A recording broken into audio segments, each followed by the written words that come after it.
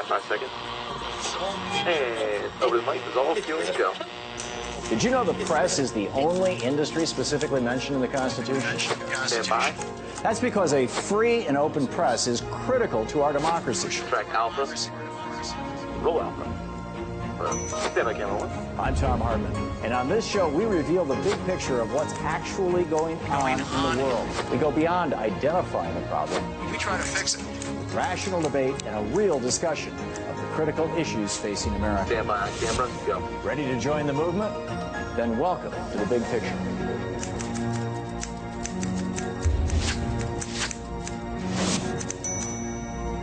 Hello, I'm Tom Hartman in Washington, D.C., and here's what's coming up tonight on the big picture. Republicans in Ohio are working feverishly to throw more legal voters off the voting rolls. Why are Republicans across the country so obsessed with keeping people from voting?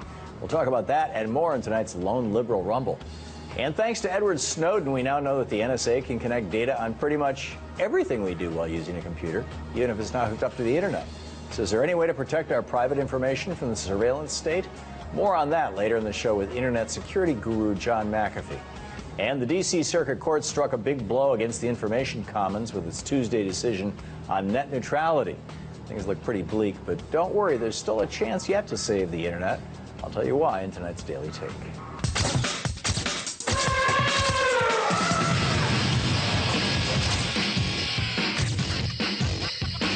It's Wednesday. Are you ready to rumble? Joining me for tonight's Lone Liberal Rumble are Chris Allman, conservative commentator and activist, and Tim Kavanaugh, executive editor of the Daily Caller, dailycaller.com. A fine website. Thank you both for joining us tonight. The U.S. had a $53 billion budget surplus in December. A surplus.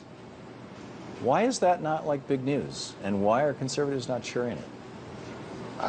Because they abandoned the sequester, the thing that actually made that happen, the slight slowing in the rate of the at which spending increases, and Paul Ryan got rid of it and was applauded by the media for his moderation in doing so.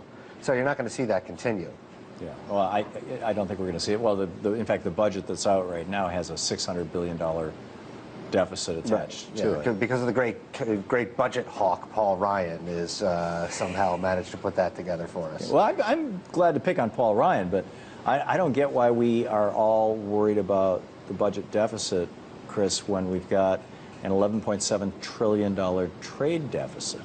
And if those jobs had not, and this is since 1969, if those jobs had not gone overseas, if we had never started most favored nation status, if we had never joined NAFTA, GATT, WTO, SHAFTA, all this stuff, we would not have that deficit, and therefore I think we'd have people working and paying taxes. We wouldn't have a budget deficit, in my opinion. We'd also have a very, very different world. I mean, right now we have a global economy, and that is something that we could either have been left behind or we could join with. Now, I don't agree with all of those trade agreements, but I think I think on the whole, we would not want to be Neanderthals with our heads in the ground saying, no, we're not going to enter into any trade agreements or do anything like that. So it's okay to have an $11 billion trade deficit that brings about a $17 billion budget deficit. There are because things that China we can is like really becoming a first world country.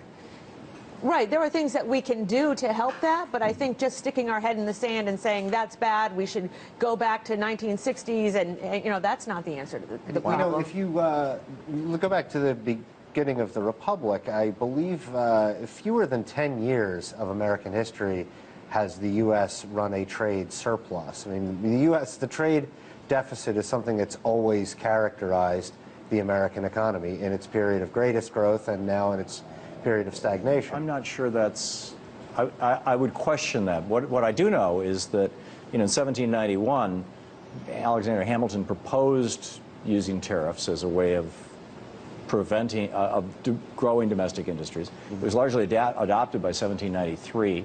And we averaged trade barriers, you know, we averaged trade tariffs of 30 to 35% from 1793 up until the 1990s, until the 1980s, actually. Right. And during that time, we became the most prosperous nation in the world. I know. We dropped our barriers. Absolutely. China raised their barriers, and now they're the prosperous one. I'm absolutely willing to go back to the world you described, where we have no income tax and all the money for the federal government is raised through tariffs. I say yes to that deal. You want to shake on it? Tariffs raised a lot of money. I mean, they sure did. Yeah, a lot of cash. But I don't. I check my math on this. Everybody has the internet, but I'm pretty sure you're going to find that the U.S. ran trade deficits most years of its history, even with tariffs. People were willing to pay. People have always been willing to pay extra for imported stuff. But large trade deficits lead to large job losses. Then you must be pleased with what this president is suggesting now, right? I'm insane about it. Okay. The TPP. Yeah, no, I think it's, and Bill Clinton. I mean, brought us NAFTA and GAFTA. Yeah. Although it was, Newt Gingrich too. I mean, it was Republicans. Right. It's interesting. Jerry Brown has now announced he's not running for president, to go back and look at who was on what sides of what in 1992. I had forgotten Jerry Brown. That was his big thing. Was anti-NAFTA, anti-GATT, before Ross Perot even picked up on it. Really? I didn't remember. Yeah, that. when he was challenging Bill Clinton for the nomination, and Perot's peak came a few months after that. But, well, I think what was interesting more recently was when Donald Trump, before he became a birther, when he first came out and said, "I'm seriously thinking of running for president," and I think it was on CNN. It wasn't even on Fox. And he said, "Why?" And he said, "Because I want to stop this the exporting of all these jobs. We need to bring tariffs back." And he explicitly said tariffs. And immediately the Republican Party started applauding him. And there was serious talk about it. And then when he went off birther, then it was kind of. But he's really still think on that. You could take a Donald Trump column from 1988 and change every mention of Japan to China, and you'd have a Donald Trump column from 2014. See, I think whichever party becomes Ross Perot, adopts this, and repudiates what both parties have been doing, is going to never again lose an election, because I think Americans get it that our trade policy is and which brings us back to these budget deficits. We're now in this. I mean, this new budget. It's a $1.1 trillion budget, but it's still an austerity budget. It's still cutting things. Does that mean that we're going to have another year of a really sluggish economy? Well, who says that cutting things is always bad? I mean, cutting things can be good. Can you identify any country that has ever cut its way to prosperity in history? Yeah, Russia. Once the Soviet Union went away, they're doing a lot better than they used to. Making the transition from communism to free market. I mean, that's not a. Yeah, I think you can find it. First of all, you have to find a country that's cutting. We're not cutting. You look at every agency. It'll be getting more dollars this year than it got last year, and more dollars the year after than it gets this year. We are cutting relative to inflation. Yeah, I know, because inflation is just this natural phenomenon, right? It's not true that against any measure of value, the natural progress is actually deflationary. No, I mean, we have to use this Keynesian voodoo to say that inflation's a natural thing. No, we're not. It's not a natural thing. It's imposed. It's created by the Fed. Yeah, I mean, it's inflation. We want inflation because we can pay off our debt with cheaper dollars. Actually, we don't. Whenever people get deflation? Polled, whenever people get polled on what their biggest concern is in the economy, before unemployment, before jobs getting outsourced, before health care, whatever, it's always rising prices. And yet we're told again and again there's no inflation.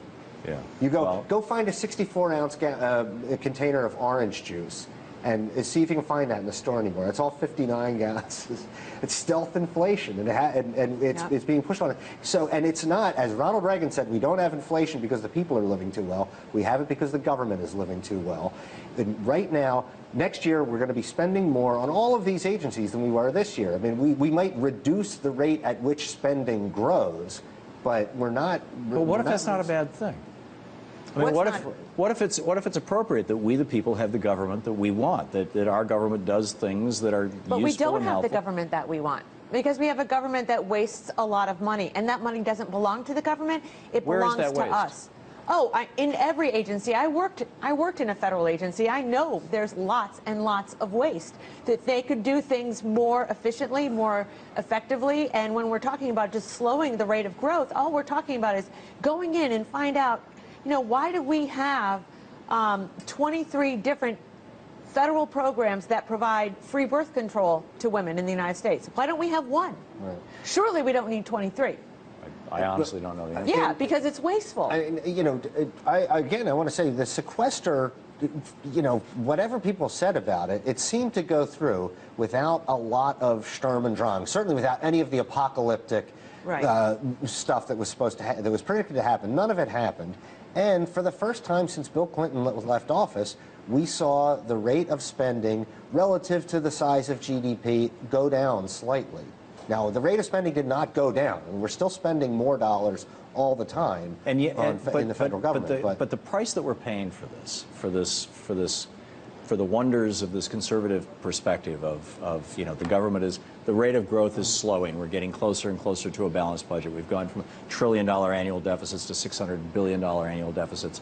The price that we're paying for this is 40 million people, or actually I don't know the number, but 7% of our population out of work, you know, very high unemployment. I don't subscribe to your religion. You're positing some kind of Keynesian universe that has never actually proven out in the real world. It only still exists as a theory because it serves the interests of politicians. No, it's been demonstrated over and over again. When Ronald Reagan had a recession, what did he do? He borrowed and spent $1 trillion and re-stimulated the economy. When Dwight Eisenhower, after World War II, when we had 129% of GDP as debt, you're the one who's always saying 30 years of Reaganomics involved nothing but cuts and all this stuff. I mean, you can't have it both ways. Well, it's been nothing but cuts during Democratic administrations. During Republican administrations, you see, during the Reagan administration and during the Bush II administration, you saw the greatest growth in government in the history I agree, of America. And Bush the second. It's always under the Republicans. It's never under Democrats. And you saw you saw a huge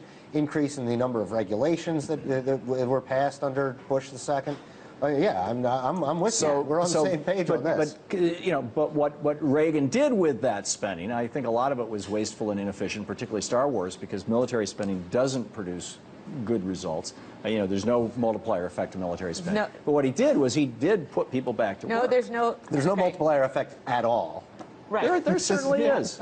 If you give money to people who spend 100% of their income, they're going to spend it in their local community, and it's going to percolate through. They're going to go to the local store and buy things. Local store is going to have to hire clerks. Right. So that's not a multiplier. Military. A multiplier is when you say that $1 turns into $1.05 or $1.50 or something. $1 spent in that's been totally discredited again and again and again. Before she became an Obama apologist within the administration, Christina Romer did more to disprove the myth of the multiplier than anybody. It doesn't exist.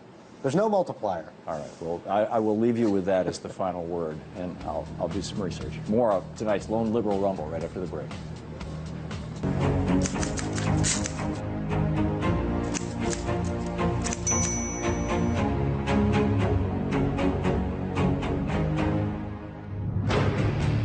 I've got a quote for you. Let's make it tea time. Stay away from that story. Let's get this guy elected. Let's smear that guy.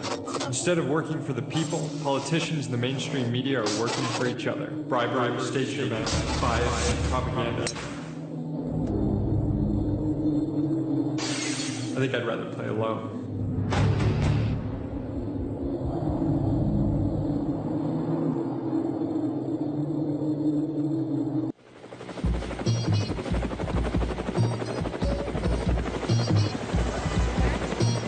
It was a terrible mistake, and we're working very hard to make it up for it.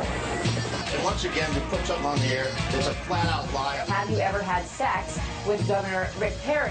No, wait, do not answer that. I want you to watch what we're about to do, because you've never seen anything like this on television.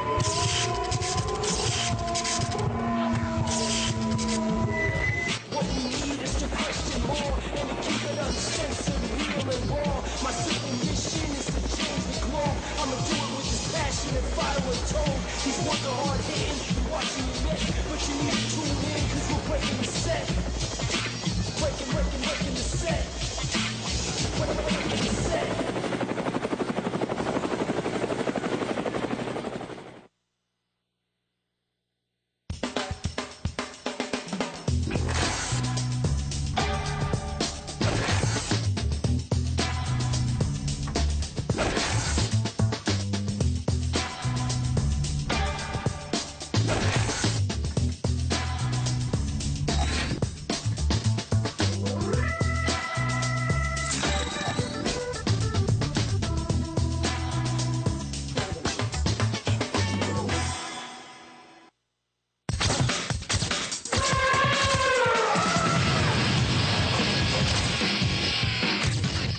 Welcome back. With me for tonight's Big Picture Rumble are Chris Ullman and Tim Kavanaugh. Let's get back to it. On Monday, lawmakers in Capitol Hill unveiled a $1.1 trillion spending bill.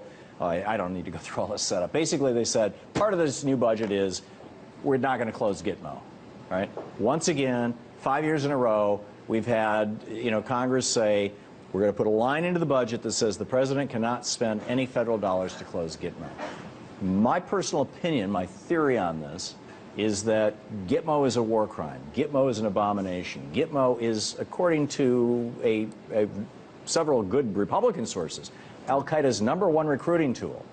And so if the president had closed it early on or at any point during his presidency, then it becomes Bush's Gitmo. If they can keep it open, if Republicans can keep it open until the end of the Obama presidency, it becomes the Bush-Obama Gitmo, and it's not so obvious that it was a Bush war crime.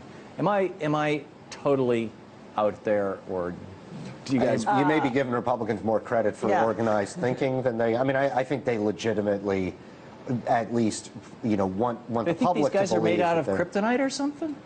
The detainees. You've got 77 of these detainees that have been cleared for release during the Bush administration. Yeah.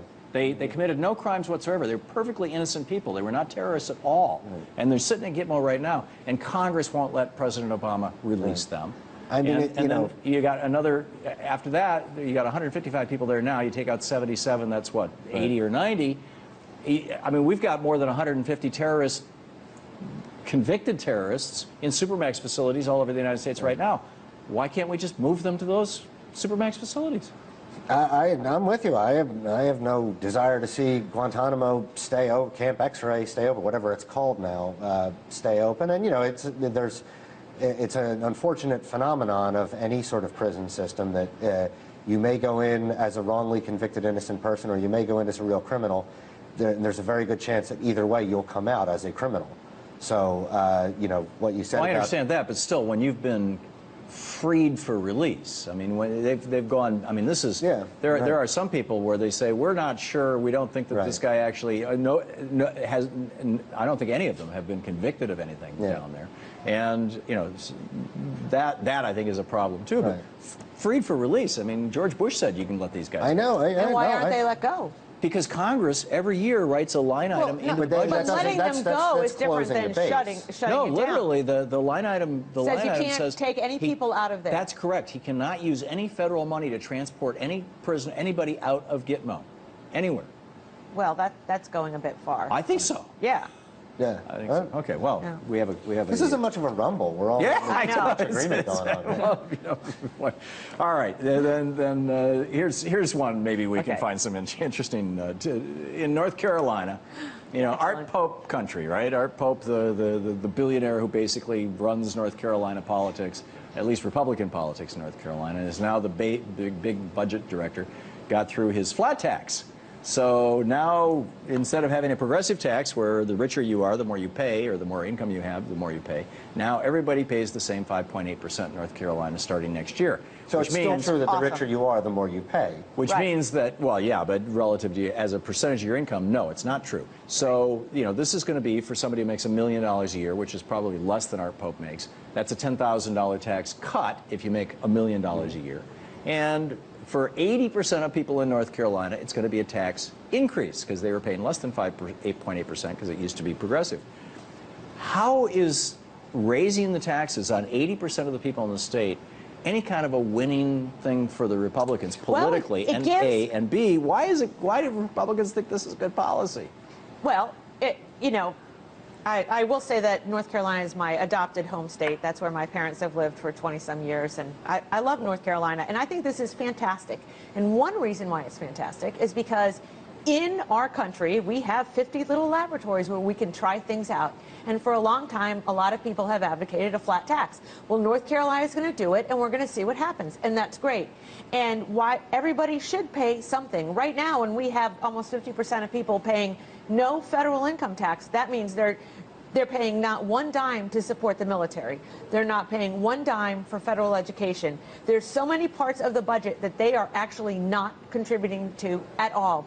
And Joe Biden said everyone should have some skin in the game. But, we can talk about other things North Carolina is doing. Everybody should have some skin to put in the game. I mean, you're talking about people who are poor. Let's talk about what's going on in North Carolina. Why North Carolina had the greatest increase of any state in the region in actually people employed. So the labor force went up, the number of people employed went up, unemployment went down after they cut the additional unemployment benefits. So here again, we have a laboratory of something that's actually working. We're all discussing in Washington what to do about the when you emergency cut unemployment benefits, I mean, we just saw this federally. You know, the unemployment rate dropped in part because unemployment benefits ran out, so people weren't being counted as unemployed anymore. But in North Carolina, they actually had 22,000 additional new jobs.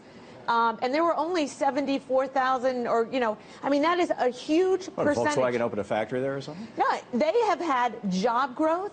This is, look at it as an experiment of taking these policies, putting them into play, and look what happened. And, you know, everyone said, oh, well, people don't like it, they can leave. That's right, but that's not what's happening in North Carolina. Their population is growing, and their unemployment rate is falling. You mentioned, why is it good policy? I'm not saying whether it's good policy or not, but if you presume, and I don't necessarily presume this, that the purpose of taxation is to fund the functions of government. I think the real purpose of taxation is to control us and to humiliate us. I think the principal purpose of taxation is to influence behavior. Okay, yeah. Well, then this isn't going to go anywhere, because if you're actually interested in raising money for government, the only time federally we actually saw the amount of federal revenues relative to GDP increase was in during World War II in the 1940s, when they went back on the original promise of the income tax, was that it was just going to be on the rich. When they started applying it to everybody, that's the only time you actually saw the percentage of, it was around 15% relative to GDP. It went up to about 19-20%, and where it has remained ever after. That's about how much the federal government raises. That's in a structure where you tax everybody. Right. And so, I mean, broadening the base is truly the only thing that works in terms of bringing in more tax revenue. So you're saying that somebody who's making $10,000 a year, $20,000 a year, $30,000 a year, just hanging on by their teeth, they should have to start paying federal income taxes? No, I don't. I don't think anybody should have to pay income taxes, but you guys are the ones who want the taxes, so I'm saying if you want to achieve what you want to do, I'm just telling you what the numbers are. So, and your alternative? What, a flat tax? Massively reduce the size of the government. Okay, so if a flat tax works so well, and if it's going to work so well, I don't want any income tax at all. We started the hour off by talking about going back to just raising money through tariffs to fund an infinitely smaller government. That's what I would prefer. Yeah, well, tariffs funded the entire U.S. government. Right, the entire U.S. government from the founding of the Republic until the Civil War. Less than 10% of its current size. But from the Civil War changed things tremendously. We went from strong states, weak federal government, to a strong federal government, weak states with the Civil War. And after that, the tariffs only funded about 2/3 of the cost of government. After World War I, only about 1/3, and now tariffs fund functionally nothing. Right. Yeah. Anyway, okay. So my question about the flat tax was, why not make Social Security tax a flat tax?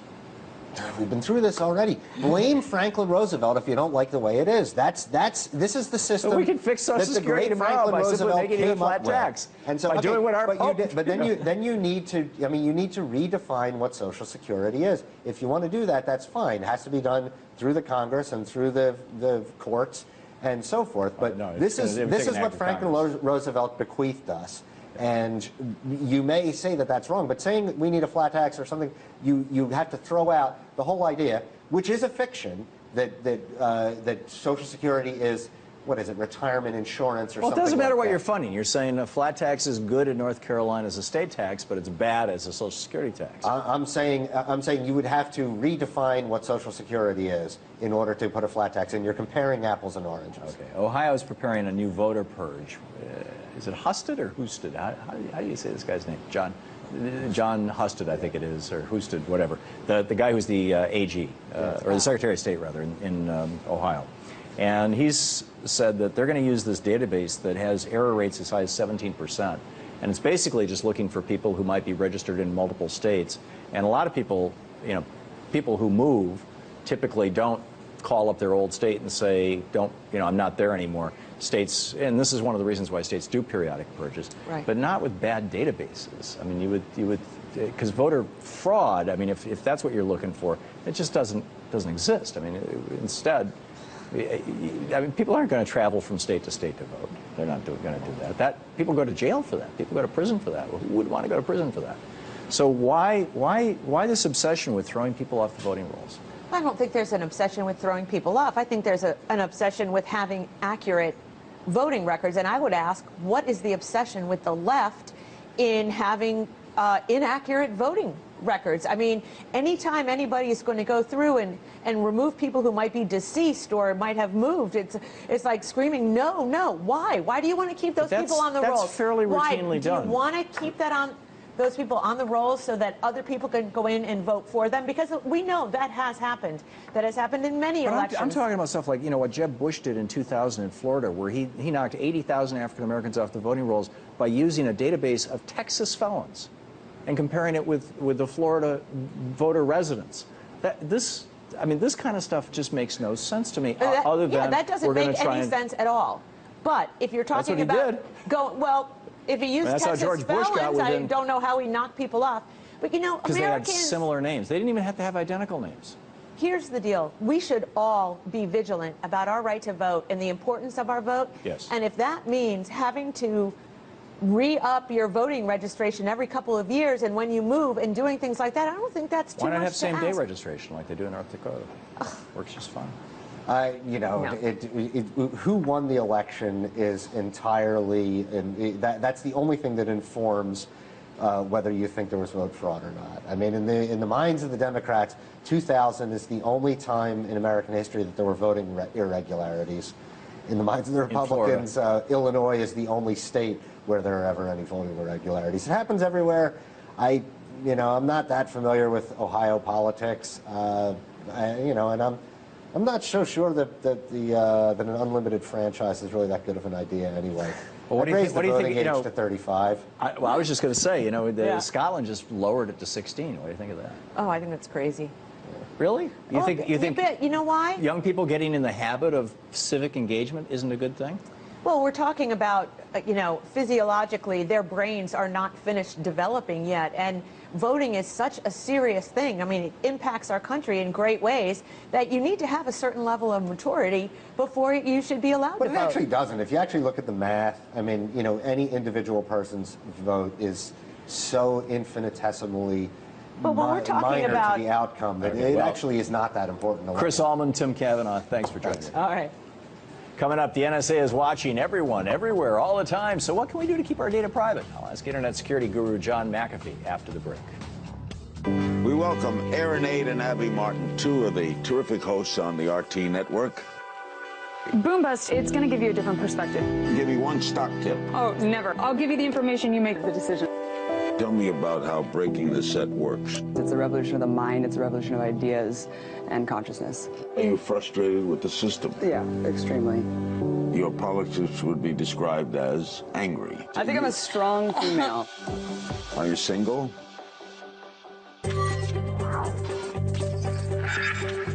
Dramas that can't be ignored. Stories others refuse to notice. Faces changing the world right now.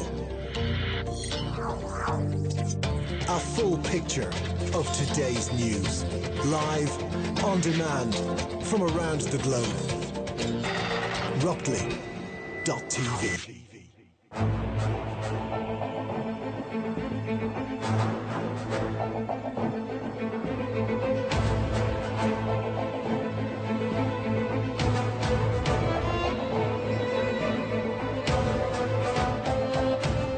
I would rather ask questions to people in positions of power instead of speaking on their behalf. And that's why you can find my show, Larry King Now, right here on RT. Question more.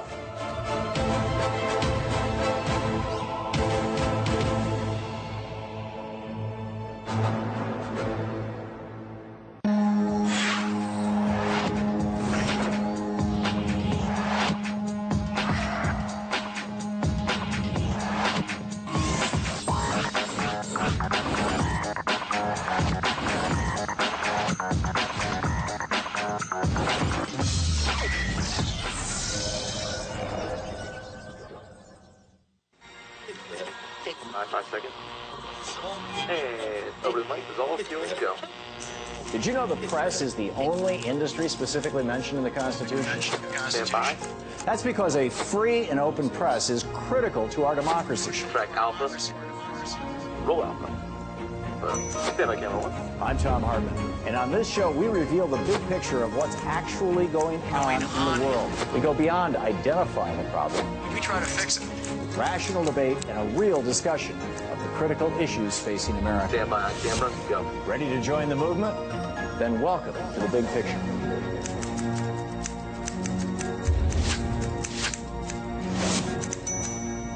Welcome back to the big picture. I'm Tom Hartman. Coming up in this half hour, John McAfee is one of the most influential cybersecurity experts in the world. So what does he think is the best way to protect your personal data from the NSA? We'll find out in just a moment.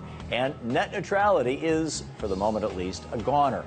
I'll tell you how we can get it back in tonight's Daily Take.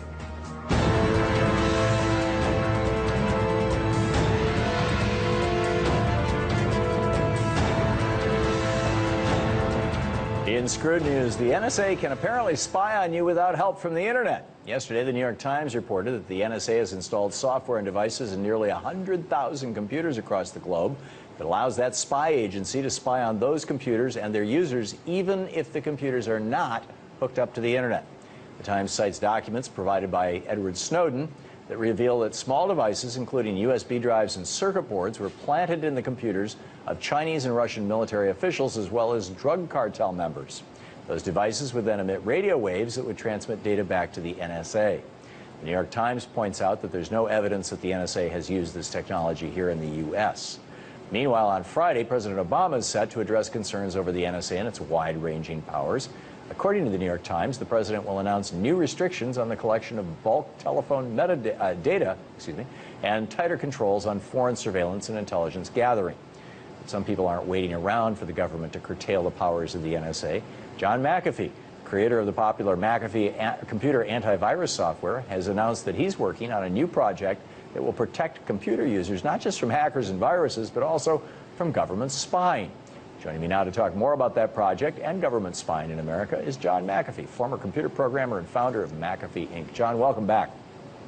Thank you, Tom. It's good to be here. Thanks for joining us. First of all, are you surprised by these latest NSA spying revelations? No internet needed to spy on your computer? Well, not at all. I mean, keep in mind that the technology that we as citizens get to play with is generally 15 years behind the military and the Secret Service and NSA and CIA technologies. So, no, I wouldn't be surprised if they had transporters that could move from one place to another instantaneously. Yeah. So how do you protect yourself from government snooping if you're concerned about that, if the NSA can spy on you with or without the help of the internet? Well, I mean, the only way to absolutely protect yourself is to throw away your computers, your laptops, your pad devices, and your smartphones. You know, we can't do that. We're in a flux right now. The end user, everybody has a smartphone, which is a computer. There are no security measures built into these phones. If you go on the web, there are thousands of spy applications that run on the Android system that anyone can install in a matter of seconds. So someone could borrow your phone, say, hey, can I borrow your phone? My battery's dead.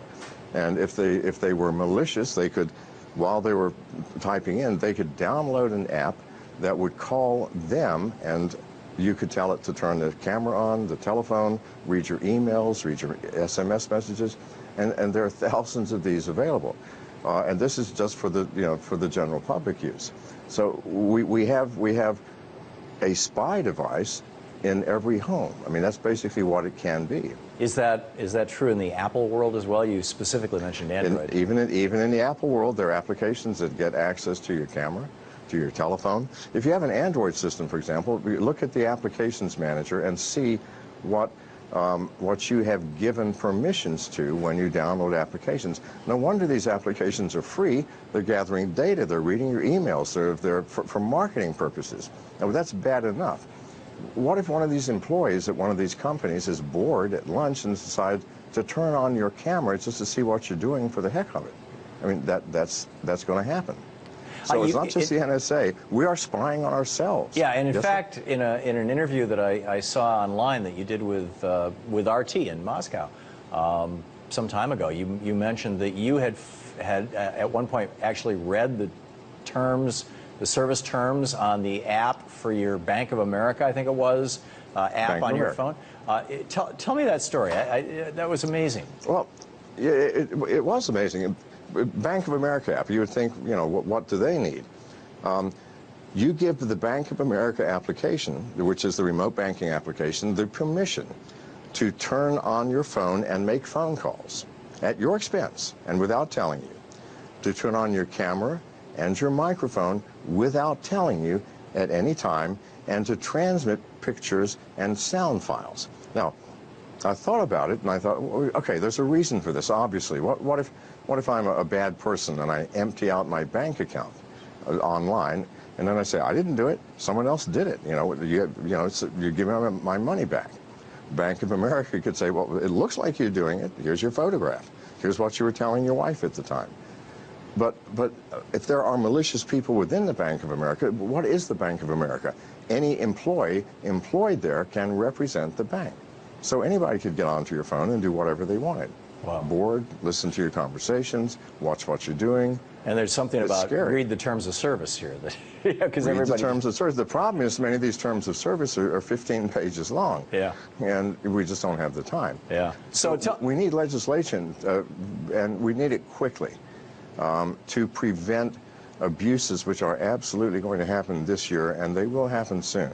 Yeah. We have all this tremendous technology, and yet the weakest link is ourselves and our phones. Yeah, if they're not happening already. So tell us about this new project you're working on.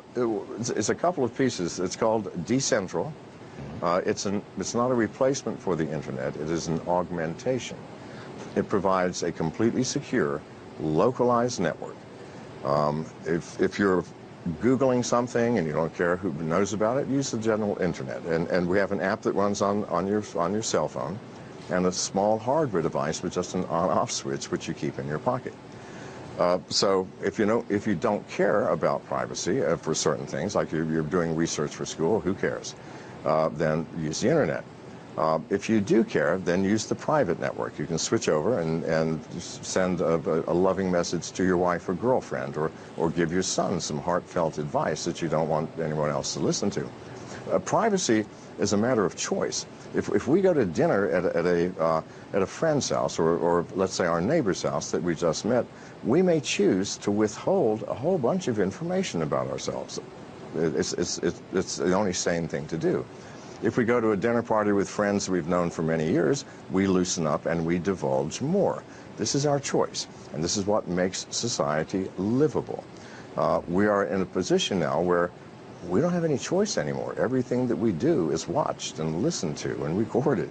Is how is your system different than VPN, the virtual private network, that basically encodes at the end of your computer and then decodes at the other end, and so the ISP can't see what you're doing in the meantime? In reality, we don't even need encoding or encryption, although we do have it. What this is, it is a network without identifiers. You have a little box, a little round tablet that you put in your pocket. You turn it on. Let's say in the morning you have some wishes. I want to buy a refrigerator. I'd like to hear that song, the new song by Madonna, so on and so forth. You type it into your app. Now, throughout the day, this localized network continually changes. As you go to work, new people will come and go. Maybe you'll pass some house and someone has a refrigerator for sale. Your phone will bing. Said, hey, there's a refrigerator for sale right here on your left. Do you want to stop and look?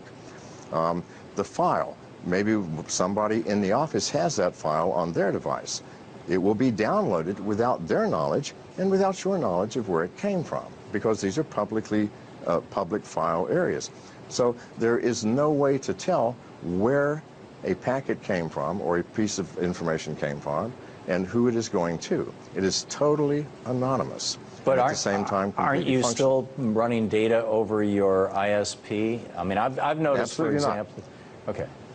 No, go ahead, Tom. Well, I was going to say, I've noticed just in the last month or so that whenever I use VPN, my ISP now throttles me down to about 1 meg download speed, whereas if I don't use VPN, I can get, you know, 5, 10, 20. You're going to see more of that, by the way, now that the internet privacy has disappeared. Right.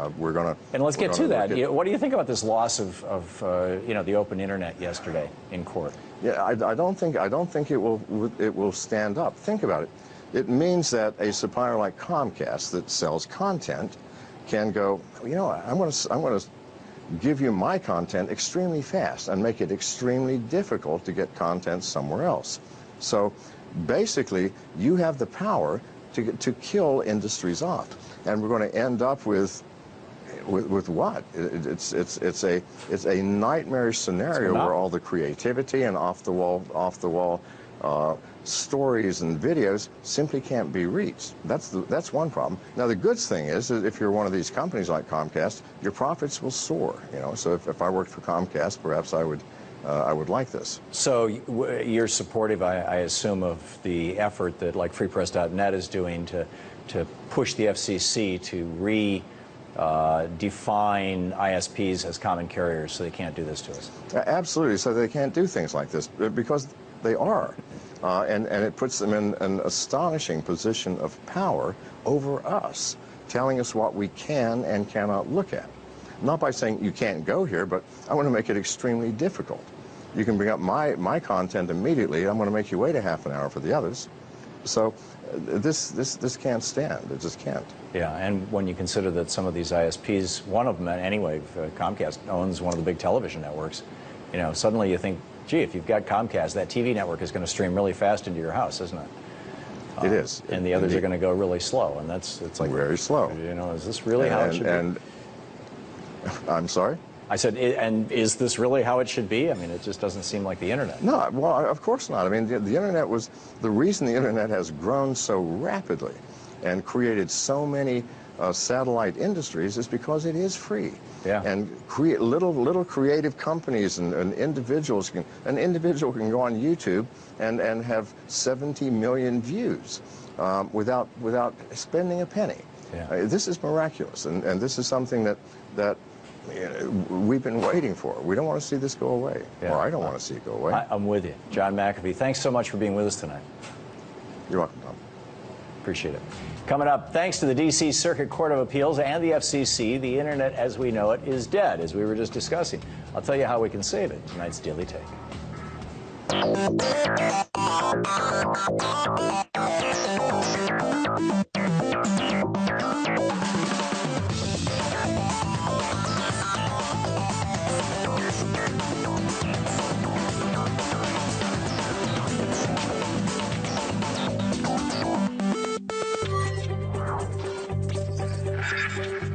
Dramas that can't be ignored. Stories others refuse to notice. Faces changing the world right now. A full picture of today's news. Live, on demand, from around the globe.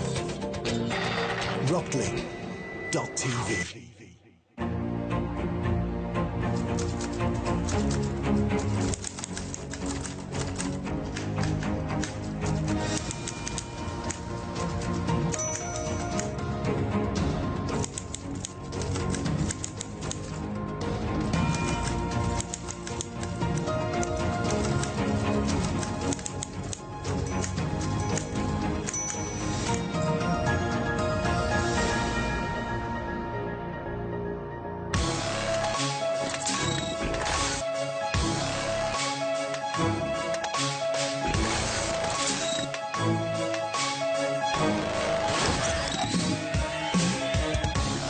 Join me on Boom Bust for in-depth, impartial, and en vogue financial reporting, commentary, interviews, and much, much more. Only on Boom Bust and only on RT.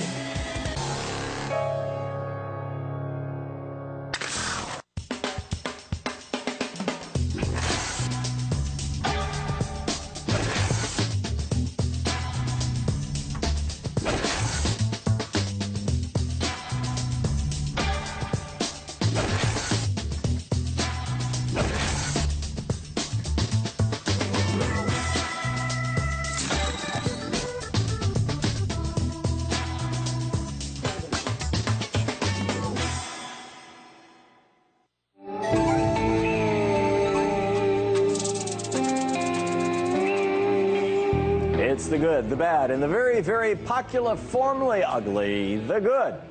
Neil Young, the rock star behind such classics as Heart of Gold and Cinnamon Girl, has just launched a new Canadian tour to draw attention to the threat tar sands oil poses to the homeland of the Athabascan Chippewa First Nation tribe. The Athabascan Chippewa people are leading the fight against the extraction and transfer of tar sands oil across Canada. They say that the oil development violates their treaty rights with the Canadian government. Neil Young agrees. Here's a clip of him explaining why the situation is so dire for the native people of Alberta. All of the First Nations peoples up there are threatened by this. Their food supply is wasted. Their treaties are no good. They have the right to live on the land like they always did. But there's no land left that they can live on. All the animals are dying. This is truly a disaster. Neil's right. Extracting tar sands oil is a crime against the environment and the people like the Athabascan Chippewa who depend on it for survival. Good on him for sticking up for what's right. We should all wish him luck while he keeps on rocking for the tar sands oil-free world. The bad. Fred Dicker, the New York Post columnist, is under fire today for calling the Newtown massacre convenient on his radio show. The implication was that New York Governor Andrew Cuomo was all too ready to use the deaths of over 20 children to push for new gun control laws. Take a listen.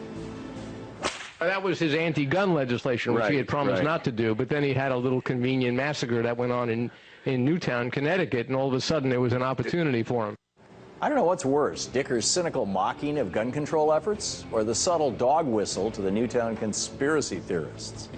And the very, very ugly Matt Barber. In his most recent Faith and Freedom broadcast, the conservative radio show host went off on what he said was the real lesson of the Phil Robertson Duck Dynasty controversy, that gay Americans are like Nazis. These big corporations and individuals and the entertainment industry and people grant these homo-fascist bullies, I call them the gay Stapo, they grant them this power that otherwise they would not have. This tyranny of the minority has been taking place for too long now. That is just wrong. The people who called out Duck Dynasty star Phil Robertson for his homophobic remarks in GQ are nothing like the Nazis. In fact, the opposite. They were trying to criticize intolerance, whereas the Nazis were all about promoting intolerance. That anyone would even think of making the comparison is just very, very ugly.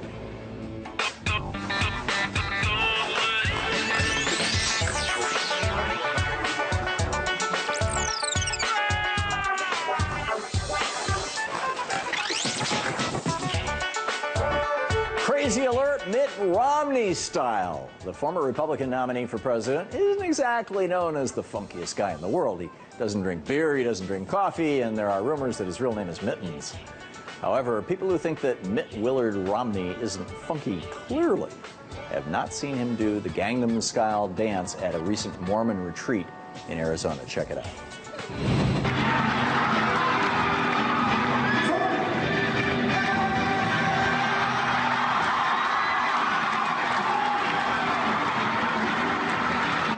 Let's watch that one more time just for good measure.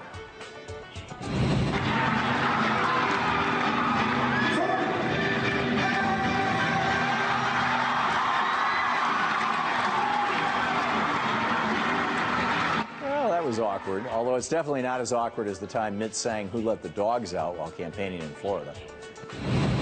Who let the dogs out? Who? Thanks, guys. See you guys. You gotta get warmer.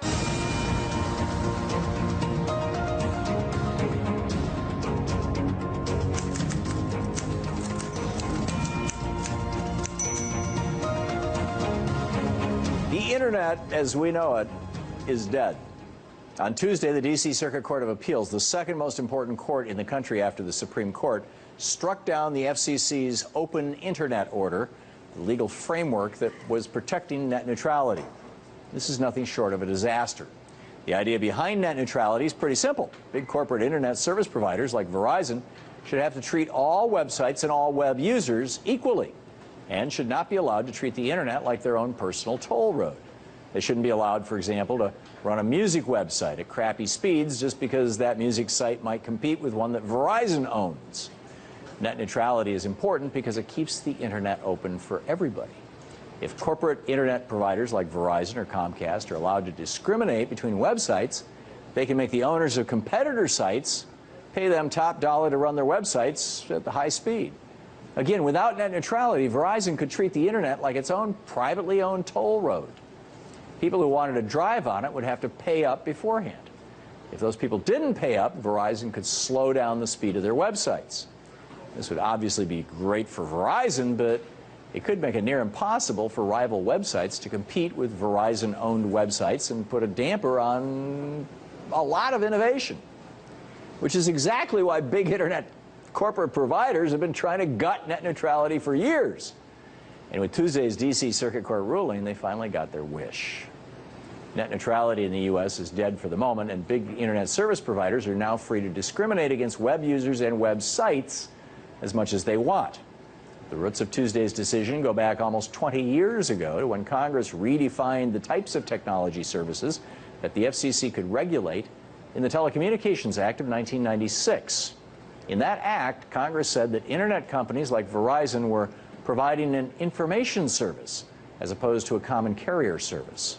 If something's an information service, the company that provides that service is free to charge you more money for different levels of access. The best example is cable television, which is considered an information service and therefore not a common carrier. For example, your cable company could charge you $25 for basic package, $25 more for premium news and sports channels, $5 more for a big ticket movie channel. It's up to them, what they want to offer. It's up to you what channels you want to buy. But the basic point is that your cable company, as the information service, can treat its users differently depending on how they use their televisions, depending on what they watch.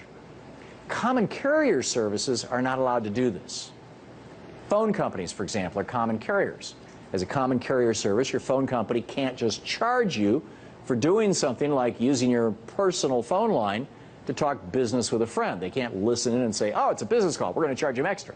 That's because a common carrier service, as a common carrier, your phone company is providing a public good. It's basically a utility. And utilities, like telephone service, water service, they're considered part of the commons because they're natural monopolies.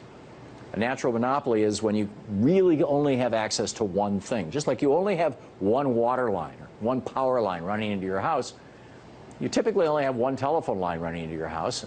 This is true for most American users of the internet today, that they only have one internet line running into their house. Just like most Americans have only one water line or one telephone line running into their house, most Americans only have one internet line running into their house, and that's their cable line.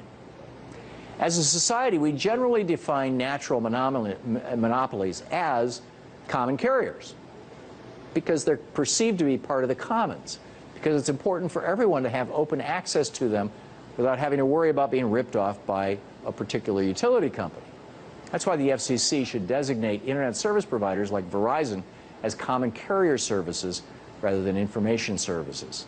Something, by the way, they could do tomorrow if they chose to. The FCC should do this because by providing internet service, Verizon, Comcast, AT&T, and other big internet service providers are giving their customers access to one of the most important parts of our modern information commons. If we want to make sure that everyone can use that part of the information commons, the internet, we need to regulate internet service providers as common carriers. When the internet was just starting out and people accessed it by dialing in through their phone lines, there were tens of thousands of companies across America offering dial-up access. Remember that sound? So back then, you could make an argument that those internet service providers were information services rather than common carriers because there was so much competition in the marketplace. But now that we're nearing a time when almost 75% of American households only have one choice for internet service, access to and one pipe coming into the house, access to the internet has become both a natural monopoly and in a very real way close to an oligopoly, a very small number of companies owning it.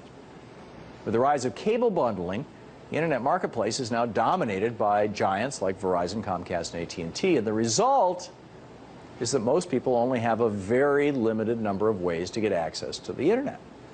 As such, access to the internet is a natural monopoly and therefore should be regulated by the FCC as a common carrier service. Unfortunately, the FCC and the U.S. Supreme Court, or at least the District Court, Superior Court, don't see it that way. In 2002, under George W. Bush, the FCC classified broadband internet access companies provided by companies like Verizon as an information service. This is something that Colin Powell's son did when he ran the FCC. He's now the chairman, by the way, of the telecommunications lobbying industry. Got very rich because of this. In 2005, the Supreme Court upheld Michael Powell's decision to make that, and the FCC's power, when he was the head of it, to make that classification. And in 2010, when the FCC issued an open internet order to protect net neutrality, they neglected to define internet service providers like Verizon as common carriers, and that was a huge mistake. When the D.C. Circuit Court struck down net neutrality on Tuesday, it said that because the FCC defines companies like Verizon as information services, net neutrality, something that's mandated for common carriers, wasn't necessary. The stakes couldn't be higher. Modern life and our modern economy depend increasingly on the internet. Small businesses needed to grow. Everyday people needed to shop for goods or just learn about the world around them. All those things will be a lot harder to do if companies like Verizon can discriminate against startup websites or everyday internet users to pad their profits. We need to petition the FCC to change their rules so that internet service providers like Verizon are labeled as common carriers, not information services. That way, net neutrality will be preserved, and the internet will remain open to everyone, not just giant corporations. Go to freepress.net to sign the petition and tell the FCC how you feel. And that's the way it is tonight, Wednesday, January 15th, 2014. Quick announcement for our Portland, Oregon viewers. If you missed Monday's event at the First Unitarian Church, it's okay. You have 2 more chances on January 20 and 27. Members of the community will discuss my new book, The Crash of 2016, the plot to destroy America and what we can do to stop it. For more information, email Jared Gardner at jared@equitydesign.com. And don't forget, democracy begins with you. Get out there, get active, tag, you're it.